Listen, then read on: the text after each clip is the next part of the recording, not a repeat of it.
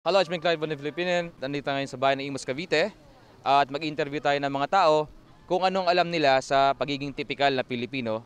At tara, los gets!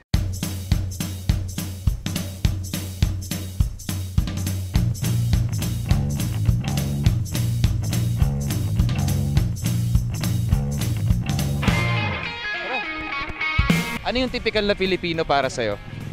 Typical na Pilipino? Late? Matulungin. Pilipino, makatao, pogi. Ano yung tipikal na Pilipino para sa inyo? Ay, ikaw na sumagot! So ugali niya yung ayun nga makabayan siya, makatao, ganun, mga Pilipino.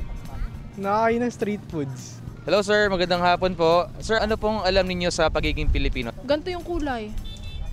Moreno, kayo manggi. Tapos mahilig siya sa mga Filipino food. Tulad ng ano? Mga fishball. Yung typical na Pilipino sa akin, kasi, kaya yung lahat ng problema. Parang hindi sumusuko. Kahit anong problema yung dumating sa buhay. Yung mga lang, hindi ganong kabongga pero okay, tsaka masustansya, tsaka yung healthy, mga ganun. Siguro yung very heartwarming pag-welcome nila lalo na sa mga hindi natin mga kalahi. Tipikal na Pilipino sa inyo? Ano sir ang tatlong bagay na nasa isip nyo pag narinig nyo ang salitang Pilipino? Pinoy? Oo, pag narinig nyo yung Pinoy, anong nasa isip ninyo? Siyempre, katangian ng tagline ng Pinoy, masipag. Syempre una yung hospitality. Masipag. Filipino. Late. Pag Pilipino, lumayas ka dun ka, wag ka nang babalik. Ayun nga, unang-una, mapagbigay. Unang-una, parang sila, yung parang sa family, masyado silang tight. Tapos, mapamilya. Ano pa ba? Wala na akong isip. Tapos matulungin, tapos mapagmahal. Ganun. Pilipino?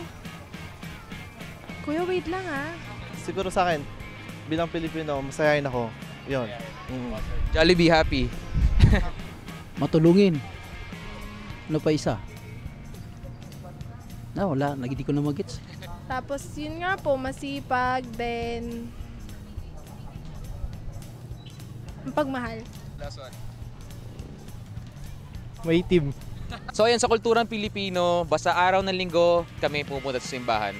Kasama namin ang mga mahal sa buhay, ang pamilya, o ang girlfriend, o sino man, mga barkada. Dahil ayan ay naging parte ng aming kultura bilang Pilipino. Nung pumunta ako sa Europa ay konti lang ang tao sa labas sa tuwing linggo dahil madalas ay nasa bahay lamang. Pero dito sa Pilipinas, sobrang daming tao. Lahat sila ay nagsilabasan dahil gustong ma-enjoy. Yun, paalis na rin kami at huwag niyong kalimutan mag-subscribe at mag-like para masubaybayan yung mga videos namin kung gusto niyo matutunan ng salitang Pilipino. At yun, maraming salamat sa panonood at sa susunod na episode namin, abangan nyo lang. Mabuhay Pilipinas, paalam!